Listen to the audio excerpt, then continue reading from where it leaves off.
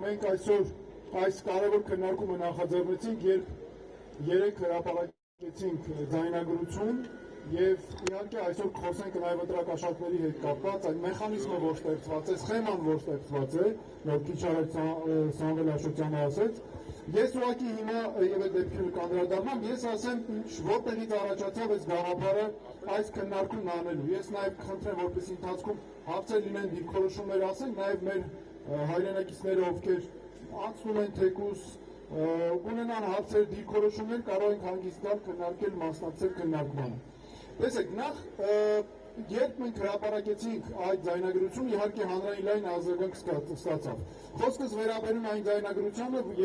որ Արմավիրի տարածաշրջանային պետական քոլեջի դասախոսը, որը միաժամանակ Արմավիրի ավականու ԿՓ-ի անդամ է, պարտադրում է ուսանողներին մասնակցել ԿՊ-ի նախընտրական հավաքին, պարտադրում է։ Հիմա, ինչ սրան նախորդեց։ Երբ մենք սկսեցինք մեր նախընտրական քարոզարշավը եւ մինչ այդ էլ հանդիպում էինք ունենում քաղաքացիների հետ, ակնհայտ էր, որ մեծ ծավալի սպառնալիքներ կան մարդկանց նկատմամբ։ Անընդհատ ահաբեկում են մարդկանց, վախեցնում են, տներ են գնում, խոսքը իշխանությանն է վերաբերում, սպառնում են աշխատանքից կազատել եւ այլն։ Մենք հասկացանք, ես, քանի որ նաև նախկինում շատ ընտրությունների մեջով եմ անցել, որպես մարդու իրավունքների պաշտպան, որպես նաև այդ հաստատությունում աշխատակից, շատ ընտրությունների մեջով եմ անցել։ Եվ ակնհայտ էր, որ այս խախտումները պահանջում են համակարգվածություն եւ պահանջում են մարդկանց պաշտպանություն։ Մենք դի պաշտպանեինք մեր քաղաքացիներին, որովհետեւ համատարած էին այդ խախտումները։ Ու հայտարարեցինք թեժ գծի մասին։ Թեժ գիծը ինչի համար էր մեզ պետք, ոչ թե որ կոմպրոմատներ հավաքենք, ոչ թե որ մարդկանց վրա դեպքերը պարզապես հավաքենք, այլ թեժ գծի անհրաժեշտությունը նրանում էր, որ մենք կարողանանք բացահայտել այն դեպքերը, որքան եւ պաշտպանենք մեր քաղաքացիներին։ Ամենակարևորը, որովհետեւ այս ընտրությունները մեր երկրի համակարգի ձևավորման մասին են, պետական համակարգի եւ պատմական նշանակություն ունեն։ Թեժ գծի հայտարարությունից հետո ստացանք շատ ահազանգեր։ Ահազանգերը վերաբերում էին տարբեր իրավիճակների, երբ տուն են գնում օրինակ ջրի տեսուչներ ներկայացնող մարդիկ, ցուցակներով մարդկանց ցուցակագրում են, եթե ԿՊ-ին չեն ընտրում, օրինակ պատահաբար գնացել էին մեր ընտրողի տուն, եւ այնտեղից ասել էին ընտրելու ենք օրինակ Արման Թաթոյանին, նշում էին արել ցուցակի մեջ, շատ տենց բացի այդ ձևով ցույց էին տվել, որ այ ձեր համար լավ չլինի, ու հեռացել էին։ Հետնական դեպքերից մեկը այս ձայնագրությունն էր։ Ձայնագրությունը երբ մենք հրապարակեցինք այս ձայնագրությունը, չէր նշանակում, թե մենք տենց սենսացիա ենք բացահայտել եւ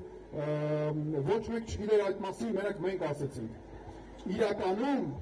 պրոբլեմը հենց նրանում է, որ մեր համակարգի, որ իրականում շատ մարդիկ, երբ լսեցին այդ ձայնագրությունը, հասկացան, որ իրենք էլ են իրենց տեսնում այդ ձայնագրության մեջ։ Եվ մենք այդ ձայնագրությունը հրապարակեցինք, որպեսզի բացահայտենք շղթան։ Իրականում գործում է կա շղթա, հստակ։ Եվ այդ շղթան բացահայտելու համար մենք արեցինք, այսինքն ոչ թե այսպես գործ տվողություն է, ոչ թե այլ համակարգը մենք հիմա կբացահայտենք, թե այդ համակարգը ինչպես է աշխատում, այ սա էր նպատակը։ Միանշանակ, ես կուզեի անցորդներին բոլորին կոչ անել նախ, որ անպայման գնան հունիսի 7-ին ընտրության, ընտրեն իրենց ուզած թեկնածուին, անպայման գնալ ընտրության։ Շարունակենք երևի, ես այդ հարցն ինձ տալիս, օրինակի համար մենք ներքևում տեսնում ենք, որ մեծ համերգեշիկ է կազմակերպվում, ու մենք տեսնում ենք, որ այս նախընտրական շրջանում շատ են ինչ-որ այդպիսի միջոցառումներ տեղի ունենում, ու դրա արդյունքում, օրինակ ես անձամբ կարծում եմ, որ փորձում են մեր հանրությանը ցույց տալ, որ մշտապես այսպես ուրախ է լինելու, խաղաղություն է լինելու, միշտ համերգներ է լինելու, այսպիսի ինչ-որ կեղծ հանգստության զգացում են տալիս, այսպես ասենք, փոփոխ բարձ են դնում հանրության գլխի տակ, իսկ իրականության մեջ ամեն ինչ այդքան էլ վառ չէ։ Նայեք, խնդիրը ինչու՞մն է։ Աշխատում են վախերի վրա։ Սա ես իմ նախորդ նաև գործունեությամբ շատ եմ այս դեպքերը բացահայտել։ Համակարգված խնդիրներ ընտրակաշառքների բաժանում, եթե օրինակ այս իշխանությունները շատ էին խոսում այն մասին, որ նախկինում ընտրակաշառքներ էին բաժանում եւ այլն, հիմա մենք այդ ամենը ունենք երկու տեսքով, եւ ընտրակաշառքի, որոնք ավելի շատ մեր արդեն գումարների հաշվին են, տարբեր միջոցառումներ նախընտրական անելով, օրինակ ասենք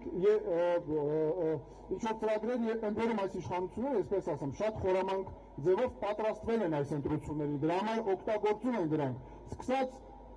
թոշակների բարձրացումից, որ հիմա երեսով են տալիս մարդկանց, ամեն մի քայլի խոսում են, իրենք իրենց համար կարգավիճակներ բաժանելուց, հատկապես այդ վարչական ռեսուրսը օգտագործելու հետ կապված, ու նաև վախերի համակարգը, վախերը, այսա շատ կարևոր է, նրանք իրականում այս մեխանիզմը շատ հստակ աշխատում է, տեսեք ինչ է ստացվում,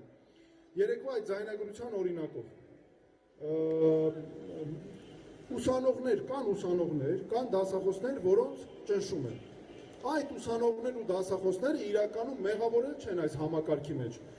այլ խնդիրը նրանց ճնշողների մեջ է, այս է խնդիրը, եւ այստեղ հստակ այդ համակարգը, որ գործում է, բարձր մակարդակից իջնում է ներքև, օրինակ այսօր տեսա առողջապահության նախարարը այդ ձայնագրության հետ կապված ասում է իրավապահ մարմինները կքննեն եւ այդ դեպքեր լինի կպատժեն, դե հարց է առաջանում, իրավապահ մարմինները եթե այսին տեսեք գցում են միանգամից իրավապահ մարմինների վրա, որ իրավապահ մարմինները քննեն ու պատժեն ճնշվողներին,